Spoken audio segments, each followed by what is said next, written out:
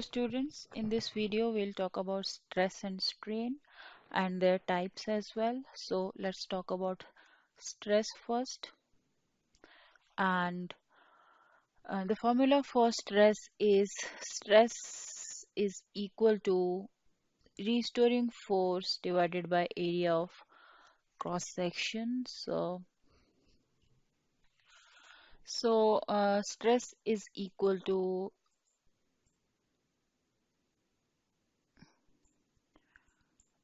restoring force divided by area of cross section. So what is the definition? The internal restoring force per unit area of cross section of the deformed body. Right? So let me write it over here. Restoring force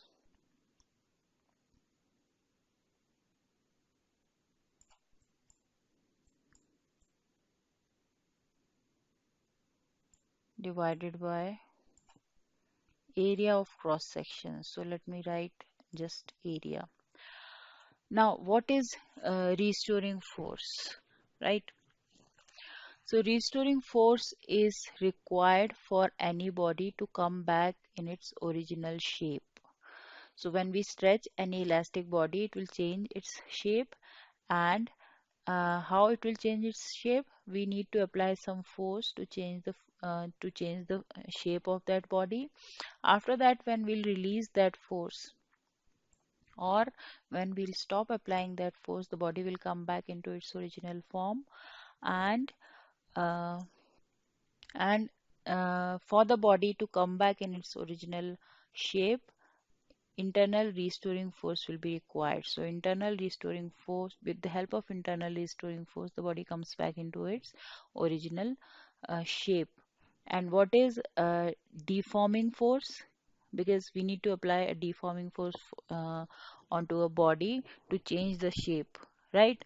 So it's very clear that deforming force is the force which is required to change the shape of that body. So deforming force is required to change the shape of the body initially, and then restoring force is the force with the help of which the body will come back into its original shape. So overall, stress is equal to force by area. Force divided by area.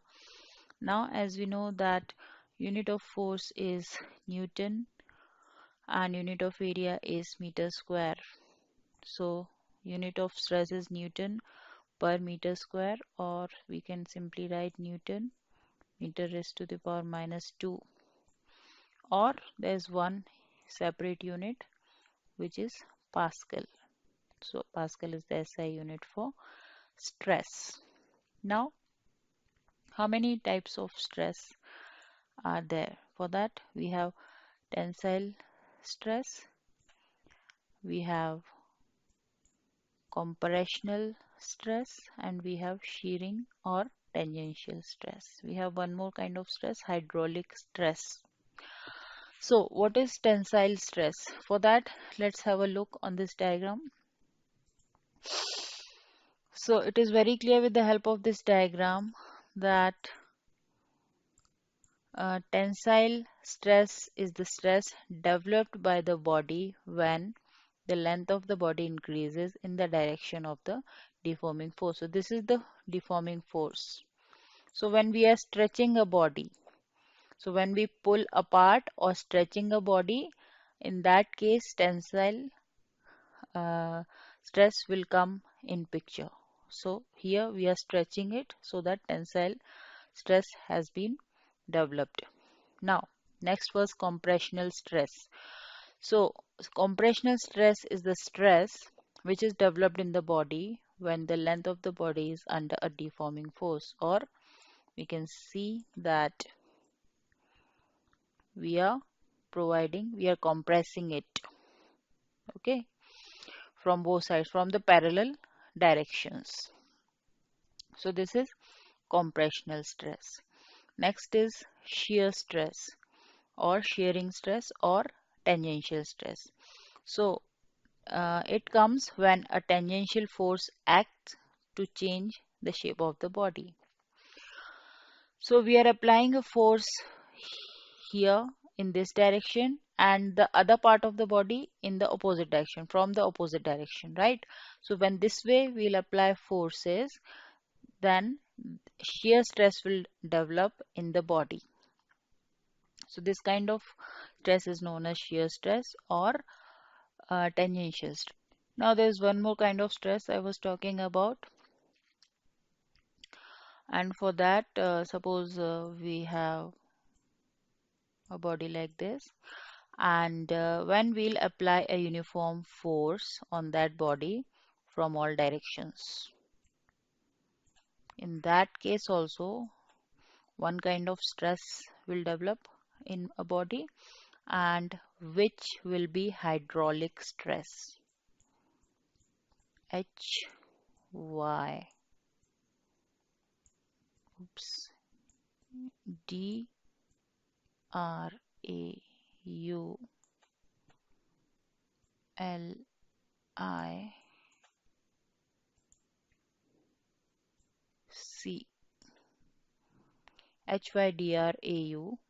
Draullic, hydraulic stress. So this was all about stress. Now the next thing is strain. So what is strain? Uh,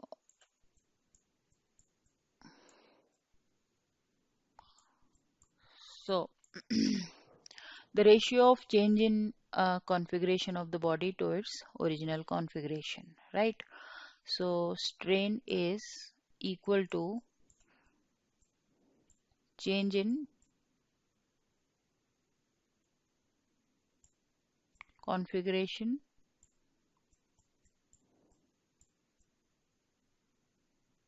of the body divided by original configuration. Now what is the meaning of this? Okay, so what happens is when an elastic spring or any body which has elastic property is stretched or compressed, right? So the length of that body will change due to stretching or compressing, right? Similarly, suppose we'll take example of a balloon, right? If we'll stretch it,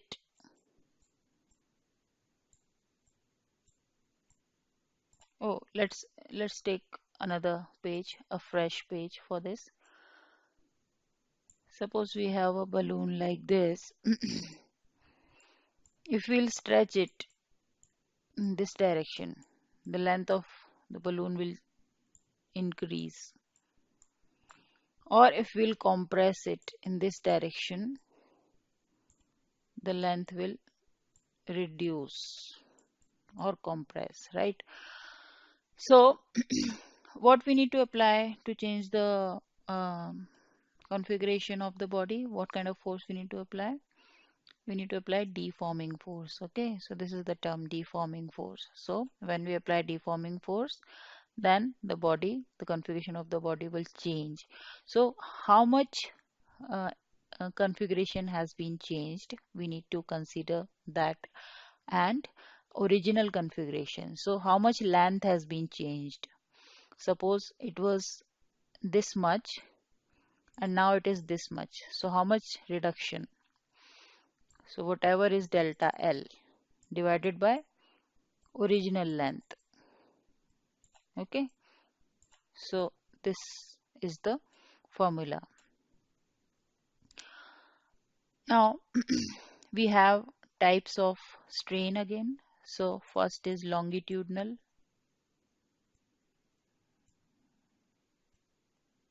Oh, sorry about the handwriting. So longitudinal. Second is volumetric.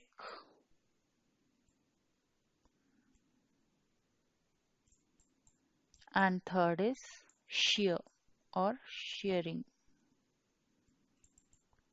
The same word which we have used in case of stress. So In case of longitudinal strain, we'll talk about length. Suppose we have something of this much length and the length has been increased or decreased due to deforming force. So how much it has been decreased or increased, we'll take that much. That means delta L divided by total length. So let's take capital L for original length. Now volumetric. In case of volumetric, the same thing, delta V over V. Change in volume divided by original volume. Now in case of shearing or shear strain, because we apply force this way in tangentially we'll apply. So the dotted line, suppose this is a cube of, let's say, x length. X is the length of each side.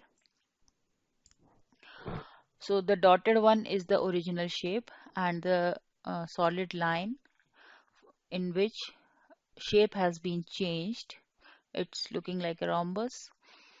So the difference between the dotted line and the solid line is it has some angle theta. So we take angle in this case. Okay, so theta is equal to what? Let's write here. Theta is equal to,